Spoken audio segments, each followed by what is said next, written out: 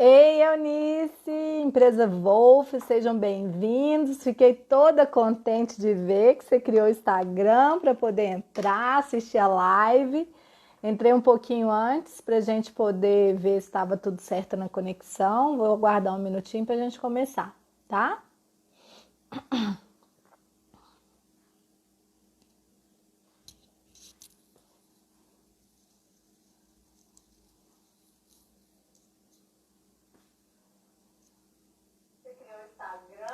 Olá, seja bem-vindo.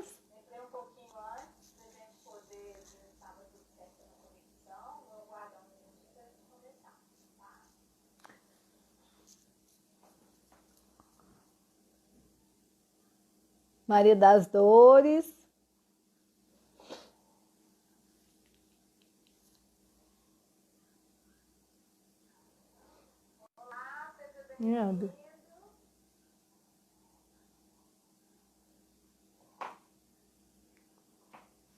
Deixa eu ver o horário aqui, se já tá dando. Ei, Esther, bem-vinda, Esther. Quanto tempo, hein? Saudade de você. Daniela, bem-vinda.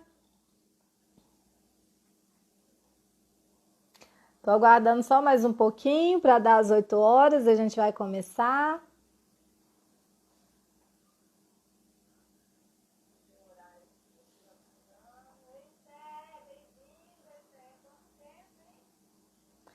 Renata, seja bem-vinda. Ei, Michele, bem-vinda também.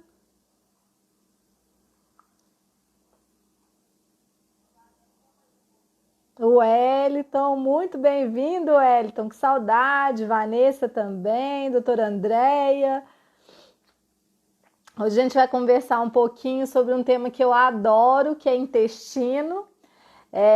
Tem que falar que a doutora Andréia é responsável aí por ter me introduzido nessa parte da modulação intestinal. Sou muito grata à doutora Andréia por causa disso, né? E quero muito falar um pouquinho dessa questão e eu queria começar falando sobre uma questão que às vezes as pessoas não têm um pouco de ideia a respeito, que o que é um funcionamento intestinal ruim, né? Porque o tema da live é um intestino, um funcionamento ruim, como que ele pode impactar na nossa saúde. Regina, seja bem-vinda também. E aí, o que é esse funcionamento intestinal? Raquel, bem-vinda. O que é esse funcionamento intestinal ruim? Será que é só um intestino preso, por exemplo? O que vocês têm noção disso? Será que o intestino que não funciona bem é só aquele que é o intestino preso, uma pessoa que é constipada, que ela não consegue ir ao banheiro frequentemente? Será que é só isso ou tem mais coisa envolvida aí? O que vocês acham a respeito disso? Qual que é a conexão que vocês fazem quando vocês pensam num intestino ruim? Eu vou falar para vocês que o intestino que funciona mal, um intestino que funciona ruim, ele não é aquele intestino que funciona só quando ele está preso, não. Aquele intestino que demora muitos dias para funcionar. Esse é o que chama mais atenção. Mas, por exemplo, quando a gente tem uma diarreia frequente, é muito comum. Ei, dona Glória, bem-vinda! É muito comum a gente ter uma diarreia frequente e achar que isso é super normal, e não é, na verdade não é. Uma coisa que eu gosto muito de trabalhar em consultório, é uma das perguntas que eu sempre faço como é o tipo das suas fezes? Primeiro, né, você evacua todos os dias, não evacua? O que é normal? Evacuar todos os dias ou não? O normal é a gente evacuar todos os dias, com certeza. Mas e que tipo de fezes é normal? Vocês sabem qual que é as fezes normais? Então, eu separei aqui para vocês essa fotinho que meus pacientes conhecem muito lá no consultório que eu trabalho, né? Com essa foto. E aí, onde eu peço o paciente para identificar qual é o tipo de fezes. Por quê? Porque qual que seria as fezes ideais para o paciente? Seria a 3 ou a número 4. Mais precisamente a número 4, tipo uma salsichinha, uma bananinha madura. Ei, pessoal, bem-vindos, todos bem-vindos aí. E aí, o que eu mais escuto é que não é assim. A pessoa fala assim, ai, mas é normal, eu faço cocô todos os dias, né? Mas às vezes a pessoa fala que tá nesse tipo 5, boa noite, Neide. Ou às vezes ele fala que sempre sai com uma frequência no tipo 7 ou no tipo 6. E Henrique, bem-vindo. Ou então sai tipo 1. E será que isso é normal? Não, não é normal. E quando eu tenho um intestino, por exemplo, que ele está nesse tipo 5 aqui, e não é, por exemplo, uma pessoa que evacuou várias vezes ao dia, as primeiras evacuações saírem no tipo 4, é normal, e depois é normal a gente ter uma evacuação tipo 5. Por quê? Porque o trânsito intestinal está mais rápido. Gabriele, bem-vinda. Patrícia, Maria Luísa, bem-vinda. Mas se de cara as evacuações que eu faço estão na tipo 5, que são fezes mais flocadas, Fábio, bem-vindo. Isso quer dizer o quê? Isso quer dizer que eu tenho um crescimento aumentado de bactérias gram negativas na minha luz intestinal. E essas bactérias gram negativas fermentando, elas irritam a minha mucosa intestinal. Bem como quando eu tenho aqui também um intestino mais preso, eu também, Ângela, seja bem-vinda, Selmari, bem-vinda. Então, bem como quando eu tenho um intestino mais preso, eu também tenho mais matéria orgânica para ser fermentada ali por essas bactérias. Dani, bem-vinda. E aí, o que acontece? Essa fermentação, ela causa uma irritação da mucosa intestinal. E essa irritação, ela vai trazer grandes impactos na minha saúde. O maior impacto, assim, o mais rápido deles, que a gente percebe, são 3 coisas. Eu tenho uma má digestão, eu tenho uma má absorção e eu tenho uma má proteção do meu organismo. Então, a má digestão, eu não vou conseguir fazer uma digestão eficaz daqueles alimentos, o que vai trazer uma bola de neve. Porque pensa o seguinte, eu não tenho uma digestão adequada, sobra mais matéria orgânica para a bactéria fermentar e essa fermentação vai criar uma possibilidade de mais irritação. E aí eu vou criando um ciclo vicioso. Bom, essa é a primeira parte. Mas e a questão da absorção? Pensa que quando eu tenho essa fermentação e eu irrito a minha mucosa intestinal, as minhas células intestinais que eram íntegras e bem formadinhas, elas perdem a sua formação. E, consequentemente, a gente perde, Leonardo, bem-vindo, a gente perde a nossa microvilosidade, que tem os receptores para absorver vitaminas, minerais, e aí, consequentemente, a gente não consegue fazer essa absorção adequada. Bom, esse é um outro passo. Mas um outro passo que eu falei aqui, um outro ponto, é que então eu vou perder a integridade das minhas células intestinais, vou ter distanciamento dessas células e o meu intestino vai ficar mais permeável. Aí é que são elas. Porque quando eu aumento essa permeabilidade intestinal, começa a entrar quem deve e quem não deve dentro do meu corpo. Aline, bem-vinda, Aline. E aí, o que Priscila, bem-vinda. E aí, Mila, bem-vinda. E aí, o que acontece? Quando eu começo a ter entrada de um monte de coisa que era, às vezes, para não entrar, e eu tô falando de toxinas, eu estou falando de bactérias e eu estou falando de alimentos sem digerir, eu começo então a ter uma cascata de respostas, entre elas respostas autoimunes, respostas inflamatórias, e aí, consequentemente, eu começo a ter outras alterações do meu corpo. Então, por exemplo, o meu organismo, ele é preparado para ele receber aminoácidos dentro do meu corpo. E aí, quando eu tenho uma má digestão e o intestino fica permeável, essa proteína ela vai entrar diretamente na minha luz. Hércules, bem-vindo! Na minha luz do vaso sanguíneo e eu vou ter como se fosse um colar de pérolas entrando dentro da luz do vaso sanguíneo. Porém, eu preciso ter só as pérolas separadas, que são os aminoácidos. E aí o que acontece quando eu reconheço esse colar de pérola inteiro? Eu reconheço e falo assim, eu não te conheço, eu não estou preparado para te receber. Tamara, bem-vinda, Márcia, bem-vinda, Marcele, bem-vinda. E aí, quando ele fala, eu não estou preparado para te receber, ele cria respostas autoimunes. Então, ele vai tentar combater, Andréia, muito bem-vinda, aquela proteína que entrou. E muitas vezes, gente, essa proteína ela tem uma semelhança com alguma proteína que o meu corpo produz. Vander, bem-vindo. E aí é que eu crio as respostas autoimunes. Então, vocês já ouviram falar de tiroidite de Hashimoto, que é um tipo de hipotiroidismo? Muitas vezes a tiroidite de Hashimoto ela pode estar vinculada com mau funcionamento intestinal. Bom, aí olha só, eu tenho a tiroidite de Hashimoto vinculada com o mau funcionamento intestinal por causa de uma hiperpermeabilidade intestinal. Meu intestino está mais poroso e, consequentemente, isso vai impactar no meu metabolismo. Porque quando eu tenho um hipotiroidismo, eu não tenho um metabolismo desacelerado. Bom, então você está querendo dizer, Nutri, que o intestino que ele funciona mal, que ele tem um super crescimento de bactéria gram-negativa, pode interferir no meu emagrecimento? Com certeza. E eu vou falar mais. Ele não pode só interferir aí num hipotiroidismo de uma tireoidite de Hashimoto, não. Ele pode interferir quando eu tenho também um aumento da resposta inflamatória, onde nesse aumento da resposta inflamatória, eu aumento a quantidade de cortisol produzida como resposta inflamatória. E aí eu entro com uma alteração hormonal e essa resposta inflamatória e com esse cortisol elevado, o meu cérebro entende, então, que eu preciso de mais glicose circulando na minha corrente sanguínea. Ei, Mônica, bem-vinda.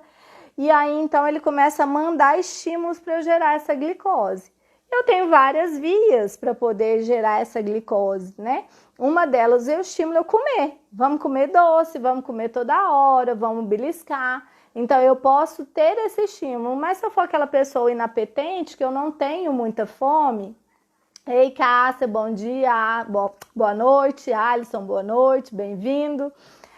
Se eu for uma pessoa que eu não tenho muita fome, eu sou uma pessoa inapetente, o que vai acontecer?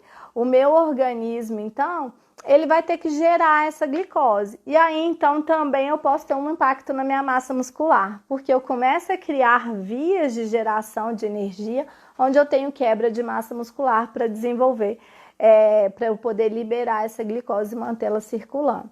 Bom, então olha só, gente, já falei que o intestino que não funciona bem, ele pode trazer uma doença autoimune, ele pode também gerar um atraso no meu metabolismo e ele pode, então, gerar um ganho de peso ou uma perda de massa muscular.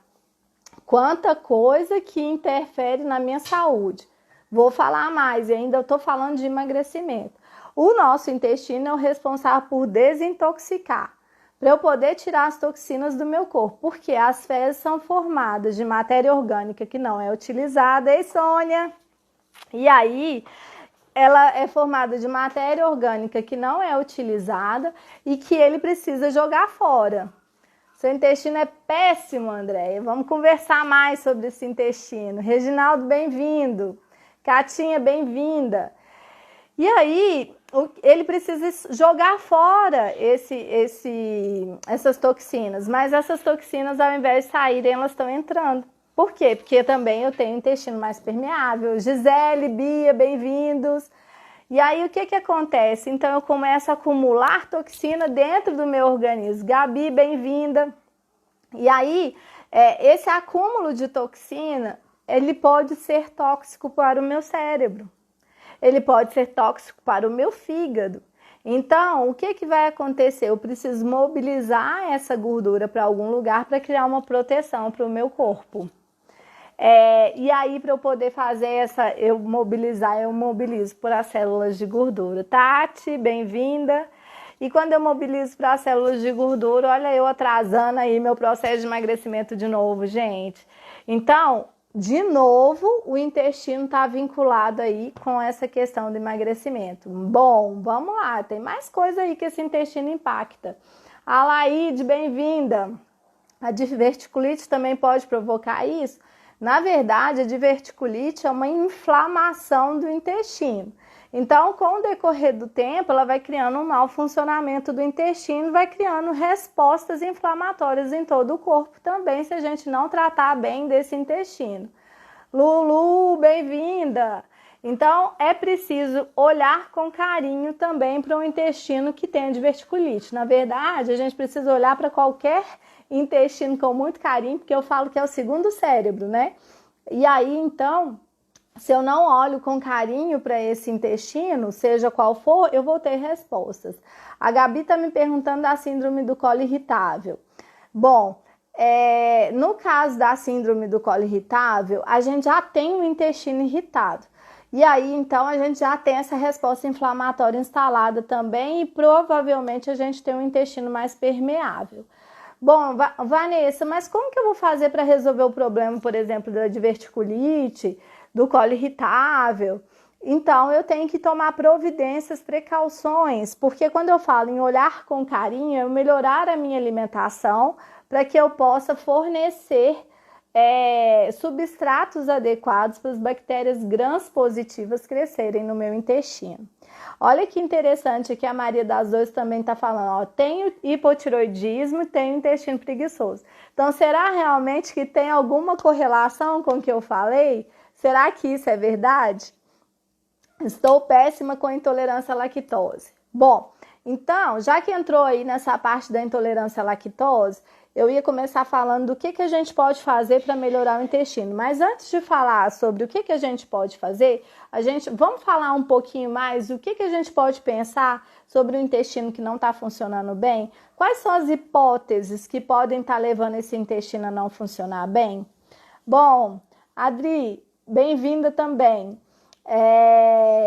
O que pode estar acontecendo, gente? Uma das questões que fazem o intestino não funcionar bem são respostas inflamatórias e intolerâncias. Então, quando eu tenho uma intolerância alimentar, quando eu tenho alguma resposta inadequada a um alimento, isso quer dizer o quê? Que eu não faço a digestão adequada desse alimento e esse alimento vai ficar circulando lá. E aí, como eu falei no início da live, então eu vou ter bactéria fermentando, fazendo meu intestino ficar permeável. Então, eu vou romper as estruturas moleculares que fazem uma célula ficar grudadinha a outra. Esse intestino, então, começa a ficar poroso. Eu gosto de falar assim, gente, vamos pensar no muro de uma casa, onde o intestino é o muro dessa casa.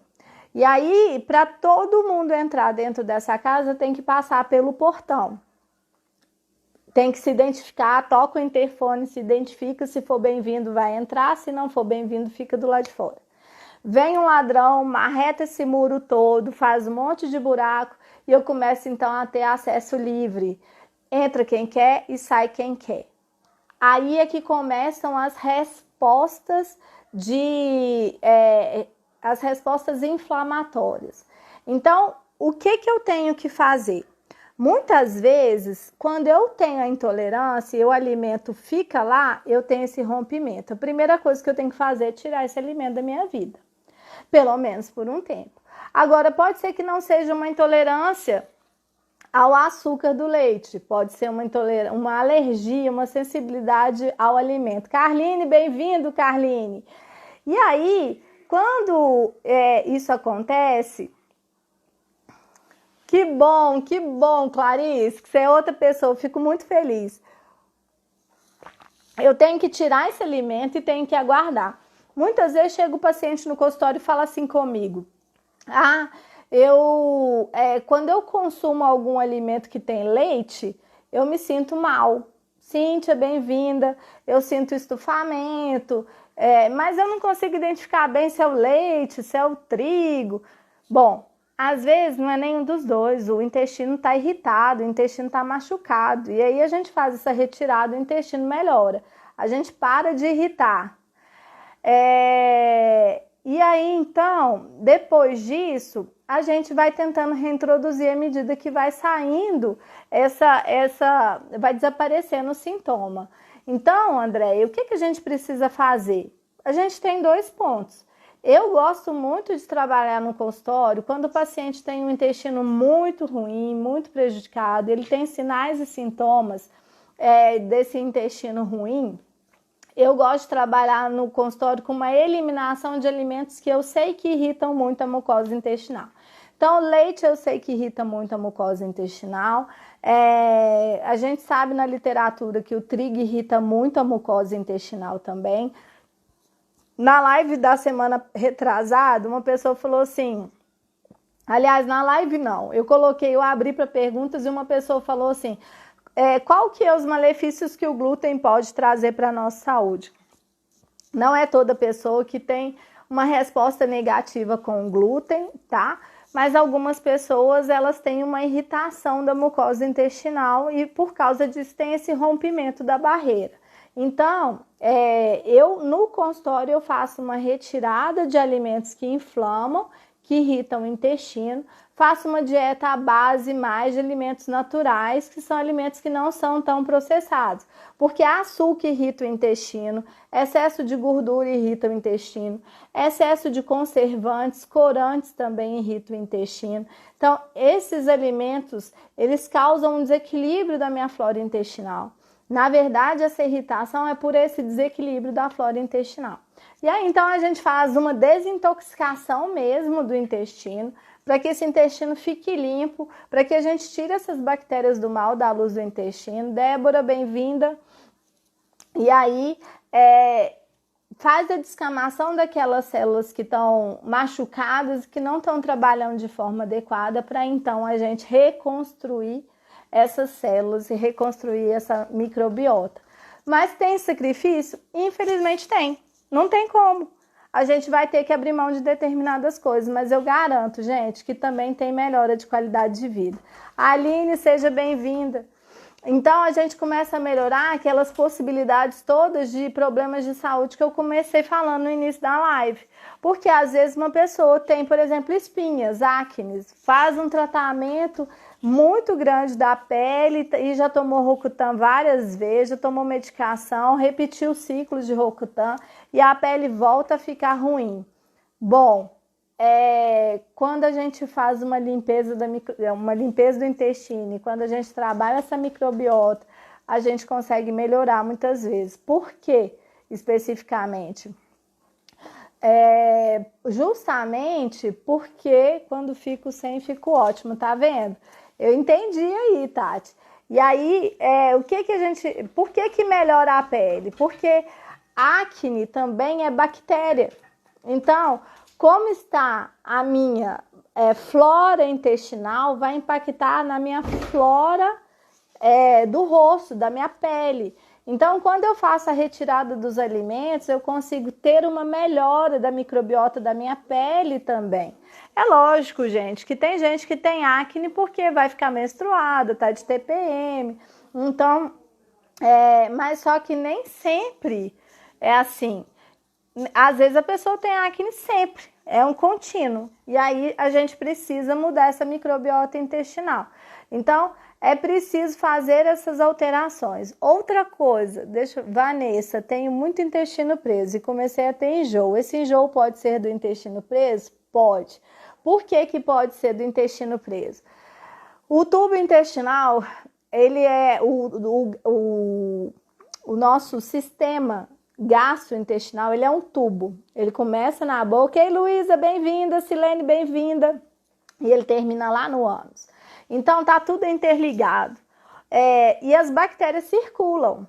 Só que acontece o seguinte, às vezes eu tenho um nível tão grande, elevado de bactéria na luz do meu intestino, que elas vão proliferando e elas podem começar a subir. Então, tem a foto aqui, ó. E aí, olha só, as bactérias, elas ficam geralmente no intestino grosso, no intestino delgado, e eu tenho esfíncteres que dividem esôfago, estômago e intestino. Então, quando eu tenho esse nível de crescimento de bactéria a ponto de conseguir ultrapassar esse esfíncter e invadir a luz do meu estômago, eu posso começar a ter gases no meu estômago, o que vai gerar, então, uma resposta desse enjoo. Por quê? Porque vai criando um incômodo nesse estômago meu aqui. Então, muitas vezes, pode ser que esse intestino, com o decorrer do tempo, esse mau funcionamento, vai gerando aí, então, uma resposta de enjoo, sim, Adri. Então, é preciso fazer uma melhora desse intestino. Tem quanto tempo que você tem esse intestino preso? Vou esperar você me responder para eu continuar falando dessa parte. E eu vou voltar lá naquele outro ponto. Outra coisa que faz a gente entender se tem uma alteração do nível de bactéria gram-negativa na luz do intestino o mau cheiro das fezes.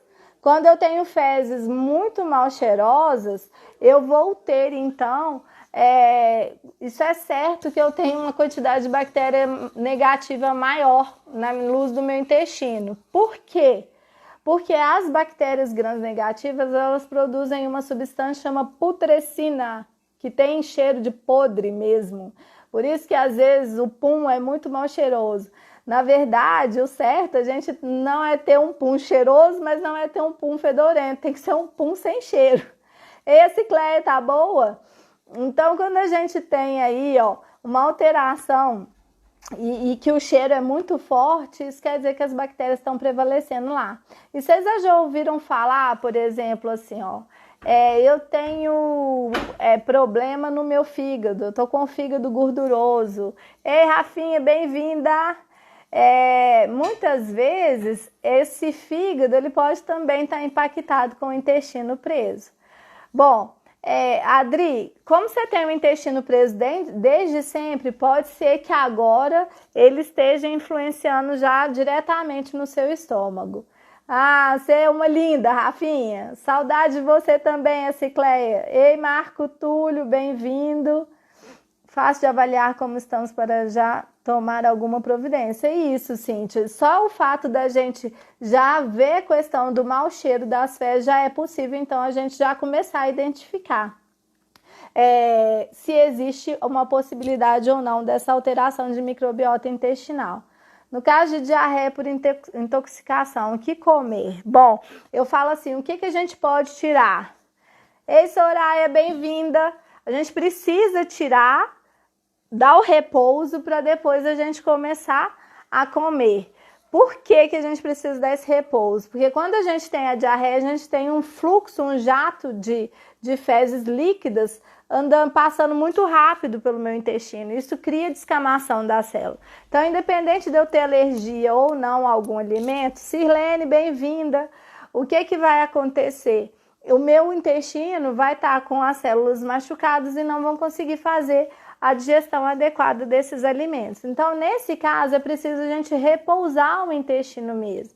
Eu não sei se com vocês acontecia, mas quando eu era pequena, minha mãe falava assim, quando a gente tinha diarreia, não pode comer coisa com leite, porque você está de diarreia. E era uma coisa muito sábia. E ela nem tinha noção do motivo que ela estava falando isso. Mas, na verdade, ali, na luz do meu intestino, eu estava sem poder produzir adequadamente a lactase, que é a enzima que faz a digestão da lactose, e, consequentemente, se eu comesse aquele alimento naquele momento, ia continuar irritando e eu ia continuar tendo diarreia. Então, quando eu tenho uma diarreia, seja lá qual for, sugestão, tirar leite e derivados, tirar trigo no primeiro momento e tirar embutidos principalmente, presunto, mortadela, salame, bacon, pela gordura, pelos conservantes, pelo excesso de sódio, que isso vai irritar muito a minha mucosa intestinal e vai inibir a minha recuperação dessas células. Então, para que eu volte para o estado normal. Quando eu faço o processo de desintoxicação, por exemplo, que a gente cria de propósito um jato de fezes líquidas para fazer a limpeza, O repouso que eu peço são 30 dias, gente, porque leva 30 dias para essa recuperação. E num caso, então, de uma diarreia especificamente, quando a gente pode estender mais esse período e ficar uns 30 dias sem consumir, é interessante porque esse é o tempo que a gente vai ter para ter certeza que essas células estão íntegras e recuperadas. E aí a gente tem que fazer estratégias associadas, às vezes entrar com lactobacilos, às vezes entrar com algum outro fitoterápico. Então a gente tem que ver o tamanho do impacto. E tem outras coisas que interferem aqui, gente, que é preciso a gente ficar focado. Então, por exemplo, eu escuto muito em consultório assim: ah, eu tenho infecção urinária de repetição. Eu sempre tenho infecção urinária de repetição. Quem é mulher aqui vai saber o que eu estou falando, porque tem muita gente que tem essa infecção urinária de repetição. Então, Tati, é você que tem intolerância à lactose? Porque, olha só, tem tudo a ver. Pensa o seguinte: intestino alterado, microbiota alterado do intestino, está muito próximo da vagina. E esse Idélia, bem-vinda. E esse fluxo de bactéria circula. E quando eu tenho essa circulação de bactéria, o que vai acontecer? Eu posso ter, então, uma alteração da minha flora vaginal e, consequentemente, da minha flora do sistema urinário. Bem-vindo, Eliene, Padre Fernando, bem-vindo. E aí, consequentemente, eu desenvolvo essas infecções urinárias de repetição. Só que vira também um ciclo vicioso, gente. Por que vira um ciclo vicioso? Porque eu tomo antibiótico. Aí eu faço um ciclo de antibiótico. Faço um ciclo de pelo menos 7 a 14 dias de antibiótico. Aí, ótimo, fiz o ciclo. Matei todas as bactérias do meu corpo. Matei as boas e as ruins, porque o antibiótico ele não é seletivo. E aí, então, eu tenho queda do nosso exército protetor, que são as bactérias do bem. Se eu não fizer um uso associado com probiótico, por exemplo, o que vai acontecer? Eu não fiz a reposição da minha flora bacteriana positiva. Então, eu vou ter a repetição, muitas vezes, da infecção urinária por causa disso. Deixa eu ver aqui, Diana. Boa noite, Vanessa, tudo bem? Que tipo de tratamento devo fazer devido ao meu intestino preso? Bom, então, muita coisa tem que ser feita, Diana. Vamos pensar o básico. Quanto de água que você está tomando? Porque o recomendado é que a gente tome de 35 a 40 ml de água por quilo de peso. Então, vamos supor o seguinte. Marcos, bem-vindo. Vamos supor o seguinte, que eu tenho 100 quilos, eu vou precisar aí de 3,5 litros mais ou menos de água por dia. Se eu não colocar essa quantidade de água para dentro, Botija, bem-vindo, para dentro do meu corpo, eu não vou hidratar minhas fezes, então eu vou ter fezes ressecadas. Vanessa, eu já faço isso, não funciona. Ok. Vamos pensar também na quantidade de fibra. Eu estou comendo a quantidade de verdura e legume adequadamente?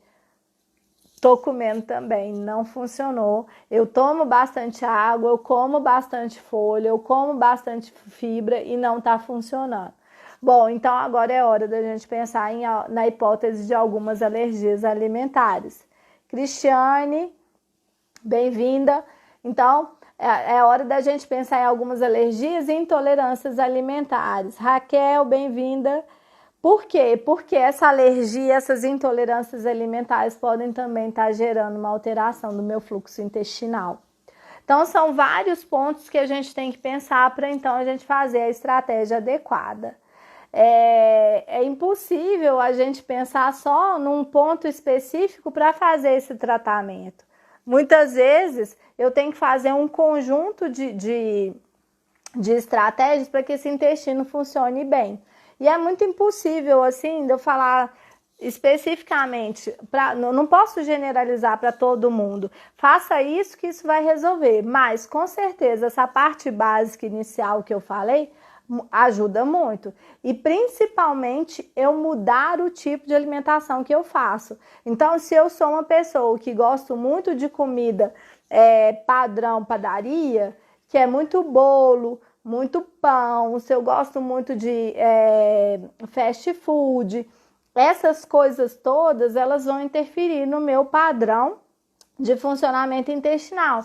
E é aquilo que eu falei, gente, muitas vezes eu não tenho sensibilidade de alergia nenhuma, mas eu detonei tanto a minha flora intestinal que tá tudo tão machucado lá dentro que agora eu tô tendo alergia, intolerância a qualquer coisa, mas isso tudo é transitório. À medida que eu vou tratando, vou melhorando, meu organismo vai ficando mais resistente, ele vai conseguindo responder melhor.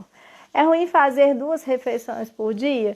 Mesmo que seja moderado? Depende, Tati. Depende como que são essas refeições, o que você está colocando nelas, qual que é o tempo de jejum que você está passando, se isso é uma estratégia que você está fazendo um jejum intermitente ou não. Então, tem que avaliar qual que é a moderação, quando você quebra esse jejum, o que você come. Então, depende de muitas coisas também. Gabriel, bem-vindo. Juliana, bem-vinda. Miriam, bem-vinda. Então, a gente tem que levar esses pontos todos em consideração aí a questão do jejum, tá? Mas voltando aqui, então, ao ponto do intestino especificamente. Tem jeito da gente retomar a função intestinal? É possível. Uma pessoa que fica a cada 15, evacua só a cada 15 dias, é possível resolver o problema? É possível. Agora, eu quero que vocês entendam o seguinte, que é importante também vocês avaliarem que o intestino não tem que funcionar a qualquer custo e a qualquer preço.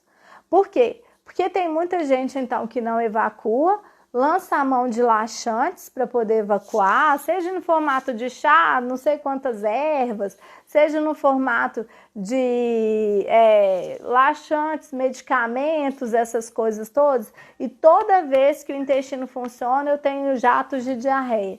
Aí entra naquele ponto que eu falei, naquele aspecto. Estou descamando esse intestino, estou machucando, além de eu estar viciando o meu intestino e ele perder a capacidade de fazer o movimento peristáltico. Miriam, bem-vinda. Alexandra também, bem-vinda.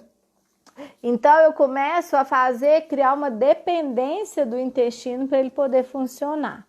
Sugestão, não usem, tentem evitar o máximo possível. Busquem o auxílio de um profissional capacitado em modulação intestinal para poder ajudarem vocês a se libertarem, inclusive, do laxante. E tenham paciência. O meu caso era esse, eu evacuava de 15 em 15 dias, o glúten era o culpado. E a gente resolveu, né, Céu? Conseguimos identificar qual que era o problema e conseguimos resolver o problema. Então, hoje eu tenho certeza absoluta que você tem muito mais saúde do que antes. Laís, bem-vinda também.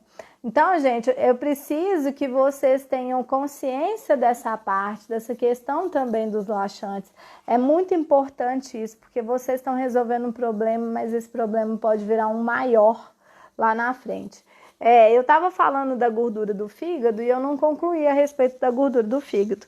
Quando eu tenho um crescimento de bactéria gram-negativa na luz do meu intestino e essas bactérias fermentam, elas criam então uma substância tóxica para o fígado e que pode interferir lá no meu fígado e eu então começar a metabolizar mal colesterol, triglicérides e também ter esse depósito de gordura no meu fígado. Esse é o meu caso e ainda não consegui resolver. Adri, eu sugiro a você que procure um profissional que seja responsável, que ele saiba fazer essa modulação intestinal. Lá no consultório a gente faz essa modulação intestinal. É muito frequente o trabalho com essa modulação intestinal. A gente tem o hábito de trabalhar com os pacientes. Inclusive, tem como a gente identificar essa questão, até qual que é o nível de impacto que esse intestino está criando na sua saúde. Muitas vezes a gente tem um problema de saúde, ignora o problema do intestino e uma coisa está vinculada com a outra. Então é totalmente possível você ter qualidade de vida e voltar a ter o intestino funcionando adequadamente, tá?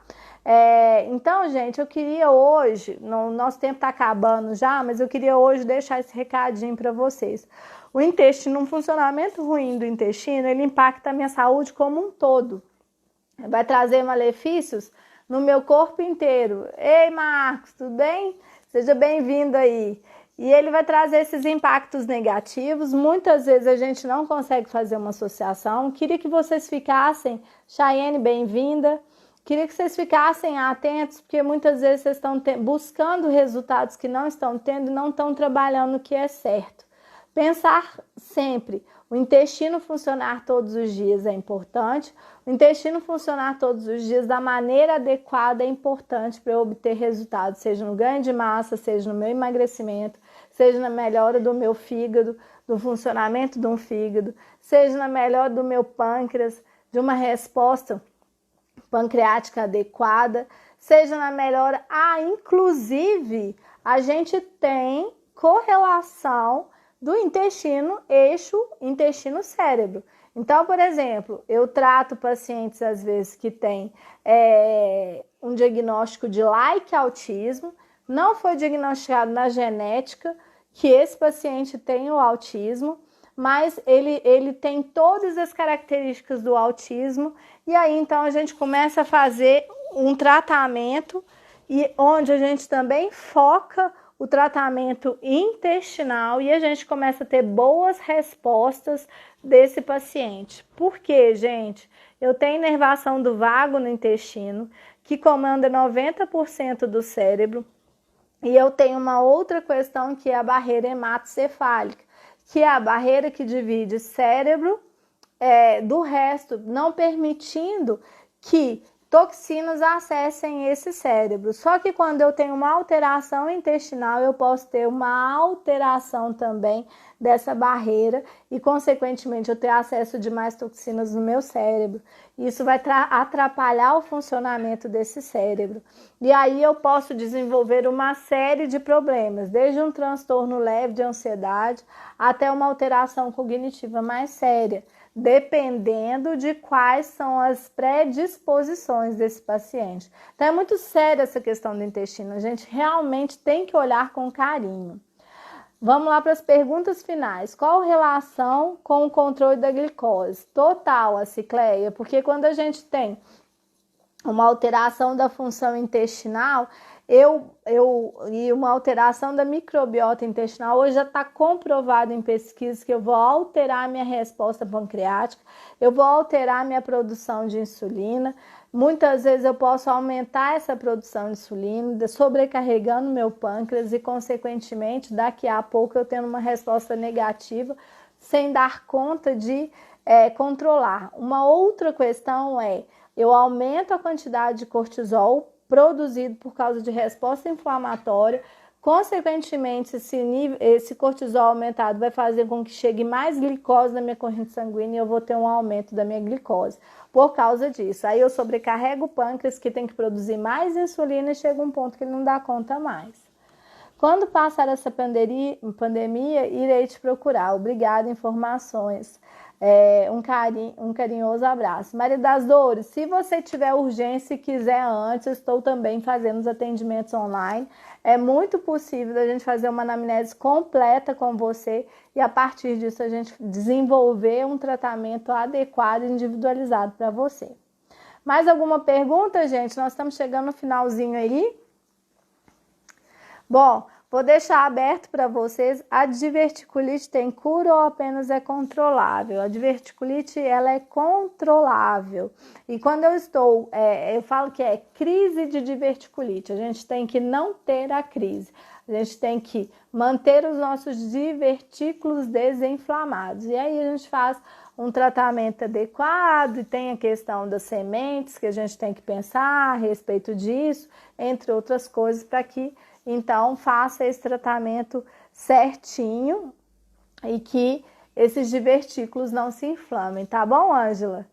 Bom, gente, olha só, eu vou deixar aberto para vocês, quem quiser, pode me chamar no privado para tirar mais algumas dúvidas. Adoro falar desse tema.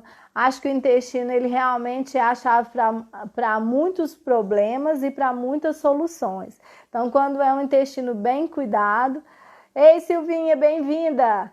Quando é um intestino bem cuidado, um intestino bem olhado, com certeza a gente vai ter resposta em tudo. Como se descobre a diverticulite? Então, tem que fazer exame de imagem para poder avaliar se existe a diverticulite ou não, certo?